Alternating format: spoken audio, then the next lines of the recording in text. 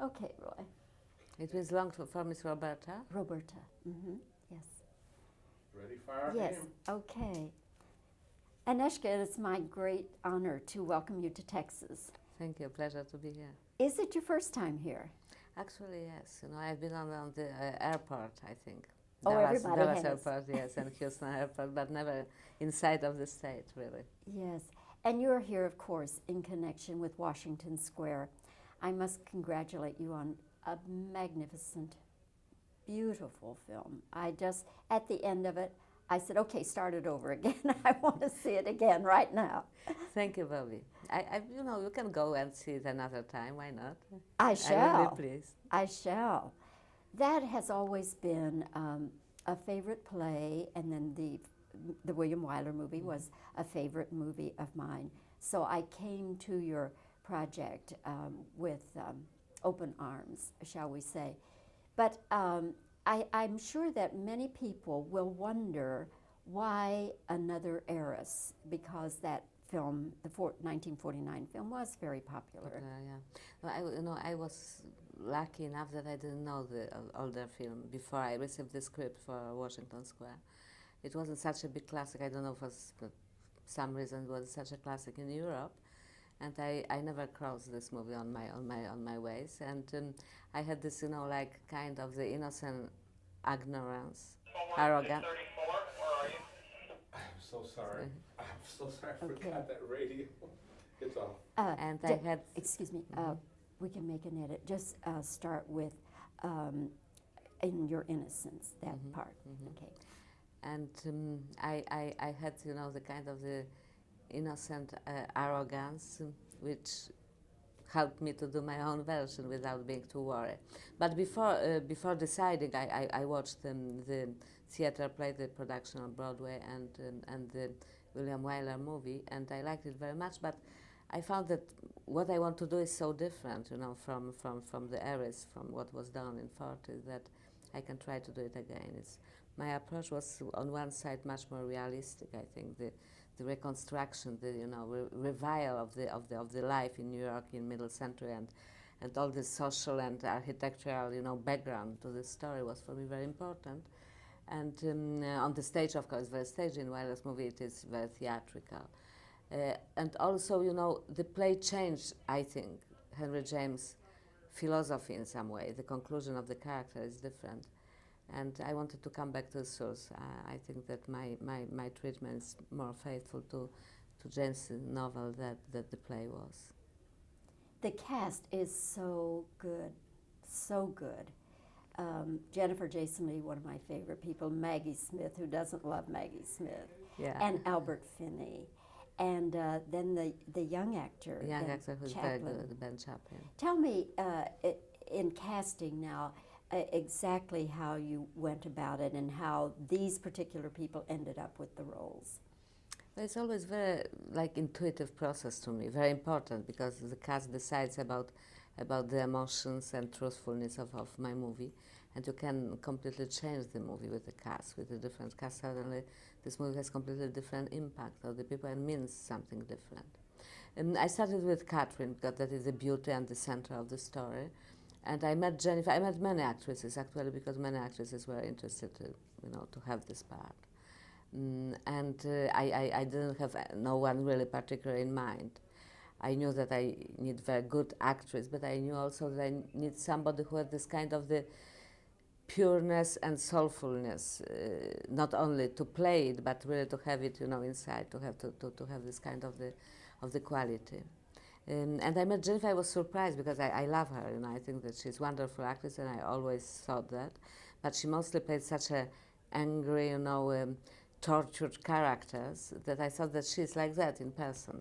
But it's not true in person. She's extremely sweet, very, very shy, and very, soulful and very gentle person, very sweet. And actually, I think that it's probably Catherine is the part which is the most similar character to herself. That she put a lot of herself into this part. And then after I tried to create the family, Maggie Smith, I worked with when I did The Secret Garden, and I loved her, And not everybody, I think that Maggie doesn't like all directors she worked with, and not all director can really win with Maggie, because she is very strong and very, perfectionist and very opinionated. She doesn't compromise. But I got along very well with her, and it was very nice. And the Jennifer and Maggie, they really loved each other. I think that they found the kind of, surrogate of the mother-daughter.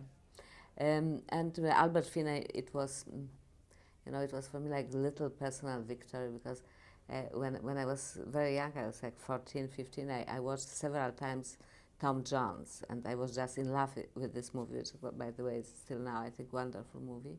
And with Albert Finney, was so beautiful and lifeful in this time. But it was for me like a legend, It was for me like, it was for me something so incredibly wonderful that it didn't seem to be real in any way. If somebody told me, you can cast Humphrey Bogart, and suddenly I was able to have Albert Finney, I felt really that it's something that I finally achieved something. And Ben became the last, and I was very lucky, because he's a wonderful actor and very charming and very sincere and very non-cliche-like. And that is probably the most difficult part to play, especially that we wanted it to be very ambiguous, that the people really see him through the Jennifer's, Catherine's eyes, that they don't know for sure what he really feels, if he's right or not. I've always felt that was the most difficult part in the whole play or in the movie version. And in the movie, I thought Montgomery Clift was so absolutely perfect for the role, because he did have that charm, but at the same time you could see he was a rascal. Yeah, Montgomery Clift was more neurotic. My Morris is more straightforward, In some way, he's a nice guy, Today we'll tell about him. He's a really nice guy, but he's weak, He's weak, and he's not very. We cannot really trust him too much. But if everything is going well, he's the nicest companion you can imagine. Was Ben in competition with other actors, or did you see him in something and think he would be right, or? I met him, and I've seen him in a couple of movies he did for BBC, and also the comedy The Truth About the Cats and Dogs, where he was very, very good and very charming. The problem, I wanted first to cast American actors, and because it's an American story, but I finally ended with the mostly English cast. And especially for the young character, it was very difficult to find the actor. I met two who were eventually possible, but they were not valuable. But to find an American actor who is able to play period piece, is the problem of the training. The very few American actors have really the kind of the theatrical classical training, and they don't know how to deliver the lines. The dialogue is for them. The Jameson dialogue, which is not very complicated, but it's not a simple kind of the street contemporary slang. You need to have some kind of the technique to deliver that in the natural way, and also wearing the costumes, moving some kind of the manners. You have to teach these kids everything from the scratch in some way. That is the fact that it's not the big tradition of this kind of the movies or of the kind of the productions here.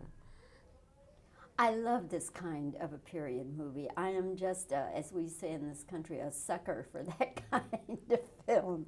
And but some are well done and some aren't. This is so beautifully done, Agnieszka. Let's talk now about the locations.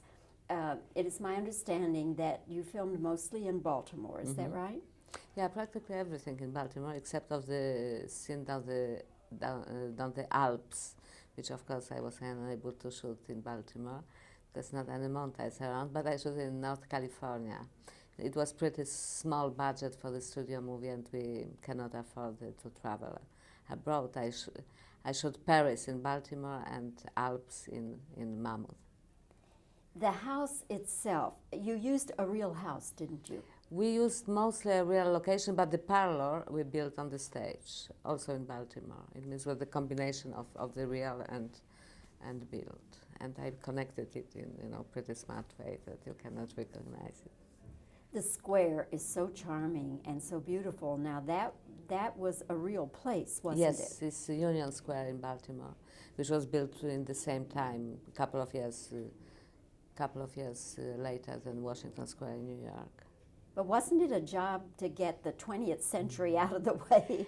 But actually, it was pretty well preserved. You know, the problem was that the area became very, unpleasant and dangerous area recently, or a couple of years ago, and it became the kind of the needle park. You know, it means shooting. We had a lot of problems with the needles, and we had a lot of problems of the real shooting. You know, actual bam bam, in the rounds of the corner, and the helicopters and sirens and all the stuff, which was very sad, because it made such a contrast, such an absurd contrast with this wonderful, costume that these children, and horses and all that. But the real life around was much less pleasant. But the architecture was intact. Practically, it was possible to shoot like, 60-70% degree around, which is very good for a period movie. Were you in the project from the beginning? Did you have? Were you part of the origination of the idea? No, the godmother of the idea, it is young producer Julie Bergman-Sander, who worked at Caravan Pictures with Roger Birnbaum, and she had, I think, and after they developed together, the idea to adapt this book, and adapt the book and not the play. And she found the writer who his first-time writer. I mean, she wrote 2 scripts before, original scripts were not made yet. And she's a very interesting woman, actually, very talented and very, special. And she's Irish and black, which gives her also different experience a bit. This reading of the Henry James, not in some way very American, because I am Polish, she's Irish and black, and there was a lot of people from different places on the set.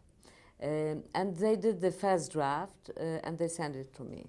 And I read the book a couple of years ago. I read the book, somebody spoke about the adaptation, I guess.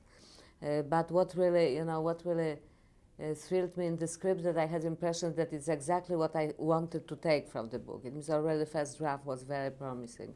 And after I worked with the writer several months, we did the final version together. And after with the actors also, I included actors, especially Jennifer, into this process, because she's the actress who prepares herself, to the extent that she really knew more about Henry James, about Washington Square, about New York in 50th or 19th century, about all this stuff. She knew more than myself. And in some point, I was a bit afraid, because I thought, how I can direct her? She knows more than me. I have to hide, my ignorance. But actually, it wasn't so bad. Well, wasn't it thrilling to find an actress who was, wanted to be that involved in the period? And it's all? wonderful, I met a couple of actors who really treat very seriously their profession, and who need to really absorb a lot, before becoming the character. And it's the process for her. It means she's doing that not to protect herself. She's doing that to absorb the things, and after to be more truthful. And I think it's great. I love the actors I like the actors who are really, focused, and I like the actors who are fearless, who are not afraid of taking risks, to expose themselves. I respect it enormously. I don't like if somebody's playing too safe. I understand one of her biggest problems was the corsets. Oh yeah, poor girl. Yeah, she was very ambitious, and she wanted to wear the corset already during the repetitions. And she tied herself so tightly, that she got sick. And so sick that, I was afraid that she would be unable to wear the corset at all. And then Maggie came with her experience, and Maggie, spent like half of her life in corset, playing these different Victorian plays and films. And she told her how to, trick yourself.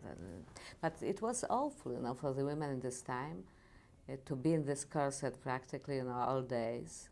And to be completely dependent on somebody who have to dress you and undress you and going to the bathroom, you need the help. It in some way it was the symbol of this corset was like the prison to the woman. And in some way, poor women were freer, because they didn't wear the corset mostly. And now today it's just the Gap and well, but today, and bags. But today, a woman is also the prisoner of her duty to be always the object of the desire. we are not so free completely of, you know, of the necessity to please and to be beautiful or to be at least desirable. Agnieszka, I could sit here and talk with you the rest of the day, but your time is more valuable than that. I just want to say in closing again how much I love this film. I can wish only the best for all of you. And when I say the best, I'm also wishing for you Oscar nominations because it is so worthy in every aspect, the acting, the directing, and the art direction, costume, sets. Beautiful, beautiful film. I thank you for making it. Thank you very, very much. Thank you. Okay, this is a two-shot. I'm rolling. Okay. Mm-hmm. Okay. What was it like shooting in Baltimore, 20th century Baltimore, and taking it back to Victorian times? No wiesz, Bobbie, jak to było? To było tak, żeśmy przyjechali, a tam pełno murzynów. I ci murzyni strzelają do siebie. Helikoptery latają. Bum, bum, bum. I tak dalej. I love this. I just love this. Okay. Next I will answer you in Czech. All right. That was Polish. All right, Polish. now we're going to do Czech. Okay. All right, let me see. Okay. Would you tell me, please, how you came to select the actors you have in this and why you selected them? Po to, że byli najlepsi. Jennifer se miała rada już tak dawno, a pak jsem uviděla taky Alberta. Z Maggie jsem pracovala už na Tajemné zahradě a jsou prostě výborní. Okay. Now in Slovak. This is just great. Okay. Be sure you don't move the Okay. chair too much. It's my understanding that Jennifer Lee had quite a big problem with the corsets. Ubohá holčička, ona bola taká chorá, keď si to vložila prvý raz na svoju figuru. A som myslela, že to nebude schopná robiť aj vôbec. A potom Maggie prišla a pomohla jej. Okay. All right. Now let me see if there's another question I want to be asked. Oh, okay. Could you give me just one example of how your movie is different from the previous movie that came out in 1949? Well, my movie is in color, and another movie is black and white. My movie is mostly on the real location, and another movie is all on the studio. My movie uses mostly the real furniture and details and costumes, and older movie it's much more theatrical. But what is the most important, I think that my movie is the story of the discovery of the selfhood and acceptance of the own destiny and limitations and integrity, and the older movie the kind of the revenge story. All right, Roy, that should do it, don't you think? We have